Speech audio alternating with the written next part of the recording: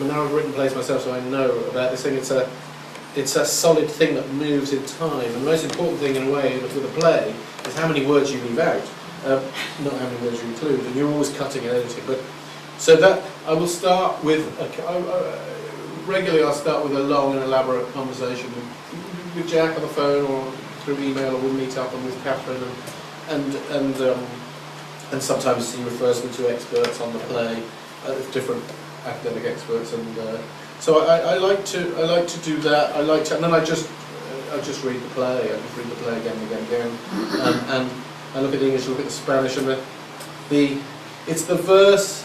Oh yeah, so just going back to that.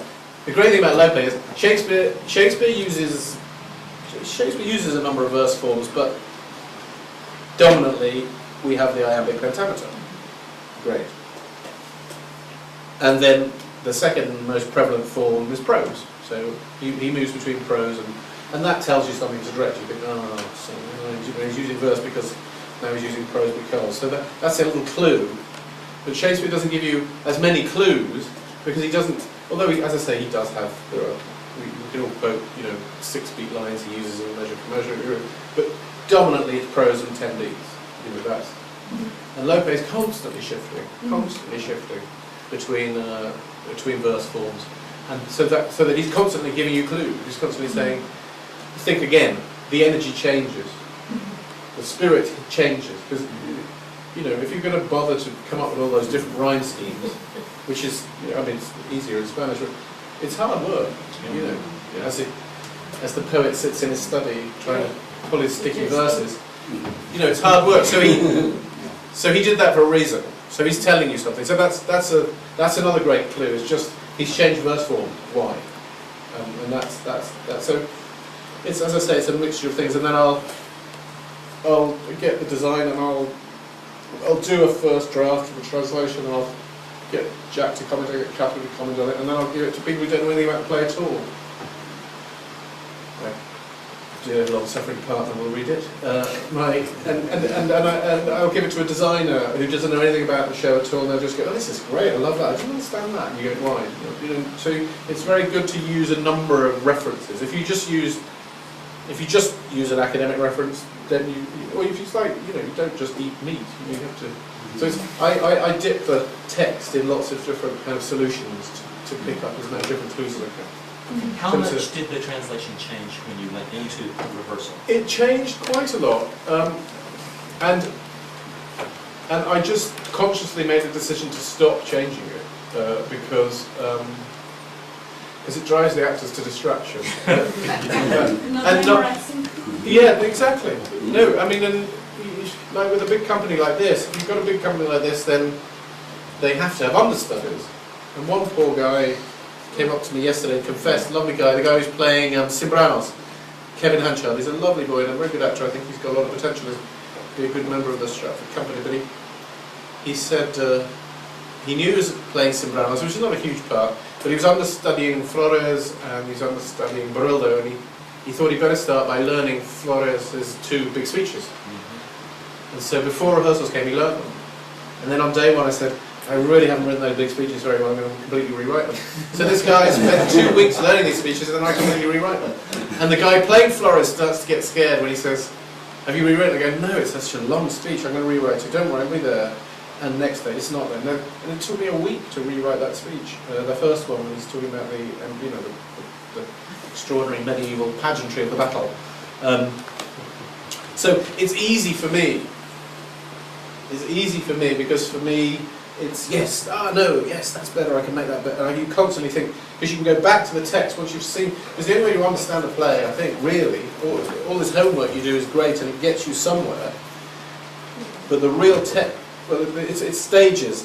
There's your work and analysing the text, debating, discussing, and there's that phase, and then there's rehearsal, which totally puts all your theory into a very stark relief, and you go, that theory is completely useless, that theory is completely wrong, oh there's juice in that theory, because that makes that scene work. And so as you rehearse the scene and get in the privileged position of a director, you sit and watch the play, And I suppose with all the different rehearsals, you probably see the play 50 times, you know, different bits, and let's do that scene again, let's do the first half again, let's change.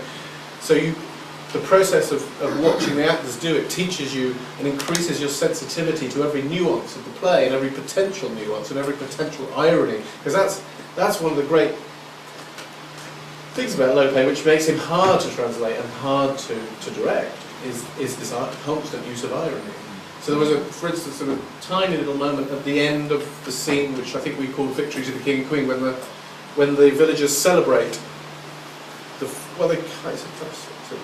they're celebrating, they're singing the song to celebrate the killing of Guthman and the heads there. Mm-hmm. And at the end of that scene, Esteban comes on and proposes the solution to the impending visit of the torturers, and he said, you know, if anyone did it, let's all say that. And he turns to Mango and he said, so Mango, who did it? When they know that the king's come and that the army of people are going to say, Fuente, Ovejuna did it. That's what he said. That was his first. He said, Fuente, Ovejuna did it. And everyone went off. I kept it's all right, but I don't. I just had an instinct it was wrong. And then the way you know it's wrong is,